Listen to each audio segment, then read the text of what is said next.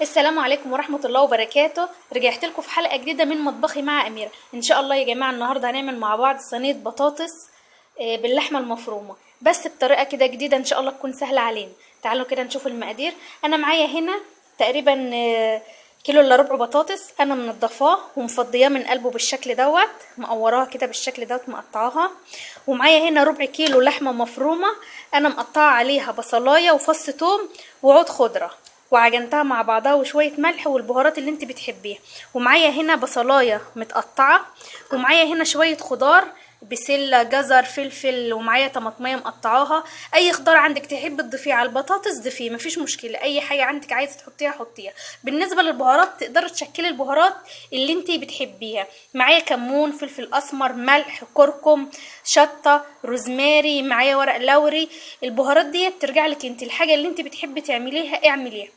دلوقتي هعمل ايه؟ انا حاطه دلوقتي الطبق بتاعي على النار وفي شويه زيت، هحمر بس البطاطس تحميره خفيفه، مش هحمرها قوي، وحاطه شويه زيت صغيرين. دلوقتي كده هنحطها مع بعض، هلوحها بس في الزيت ان هي تاخد معايا لون، وهطلعها.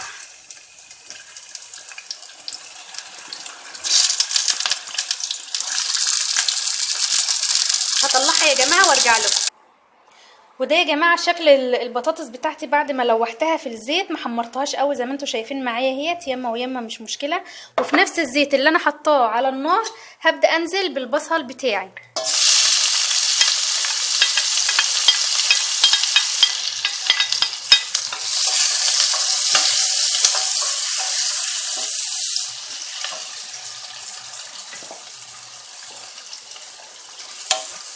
انا طبعا ما كنتش مكتره الزيت في الطاسه، عشان انا عارفه ان انا هشتغل ببقيته في الطبخه بتاعتي، مش مكتره زيت خالص.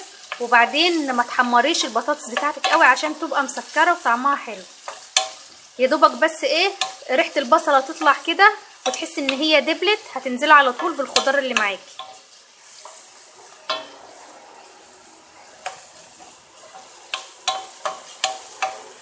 مش هتاخر، انا على طول اهوت هخلصها في ثانيه، ما بتاخدش اي حاجه خالص، وهتبقى ان شاء الله وجبه غذائيه متكامله.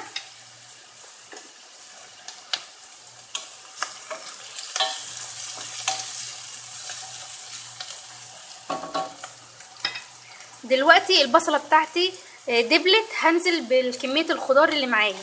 اي خضار عندك، اي خضار عندك حابه ان انتي تحطيه حطيه، اي حاجه يعني، ما تتلزميش بالحاجات اللي انا حطاها دي.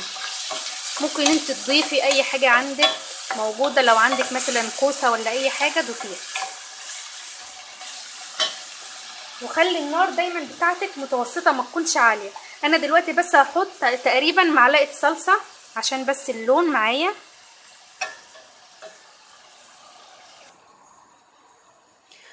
انا حطيت دلوقتي معلقه الصلصه على الخضار بتاعي، والنار بتاعتي متوسطه مش عاليه قوي. هبدا انزل بالبهارات بتاعتي. البهارات بتاعتك ديت البهارات اللي انت تحبيها، تقدري تشكلي اللي انت عايزاه. يمكن انت مثلا تكوني ما بتحبيش فلفل اسمر، ما بتحبيش الكمون، حطي البهارات اللي انت تحبيها. ودلوقتي هسيبها دلوقتي مع بعض تستوي، وهبدا احشي البطاطس بتاعتي. انا هغطي عليها كده بالشكل دوت وهسيبها بس تستوي، الخضار بتاعي يستوي شويه على نار هاديه. وهبدا دلوقتي احشي البطاطس بتاعتي باللحمه المفرومه. اللحمه المفرومه دلوقتي زي ما قلت لكم انا عاملاها بالبصلايه وفص ثوم وعود خضره.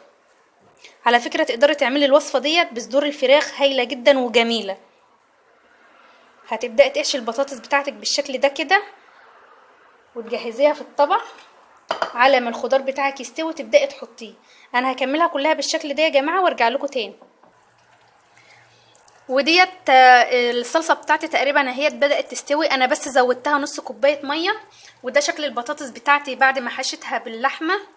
هبدا دلوقتي انزلها في الصلصه عشان تستوي على نار هاديه خالص يا جماعه، تسيبوها براحتها، ما تستعجلوش عليها عشان خاطر اللحمه بتاعتك تستوي.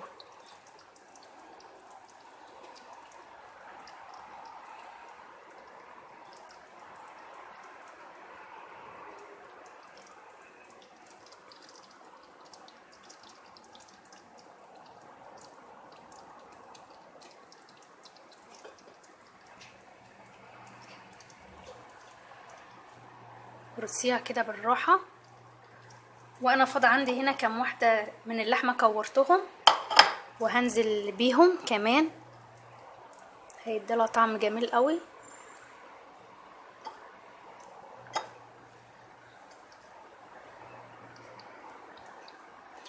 ودلوقتي هتغطي عليها وتسيبيها على نار هاديه خالص مع نفسها لحد ما تستوي، وان شاء الله ارجع لكم واوريها لكم بقى شكلها عامل ازاي. شكل الطبق بتاعي بعد ما خلصته يا جماعه النهارده اهوت. شكل البطاطس اهيت معايا باللحمه المفرومه، طالعه كانها كده صوابع كفته في قلب البطاطس كده. ابنك مضطر ان هو ياكل البطاطس وفي قلبها اللحمه، يعني مش هينقي اللحمه ويسيب البطاطس. ويا رب تكون الوصفه بتاعتي النهارده دي عجبتكم، وما تنسوش تعملوا له لايك وتشتركوا معايا في القناه، واشوفكم ان شاء الله في حلقه جديده من مطبخي مع اميره. والسلام عليكم ورحمه الله وبركاته.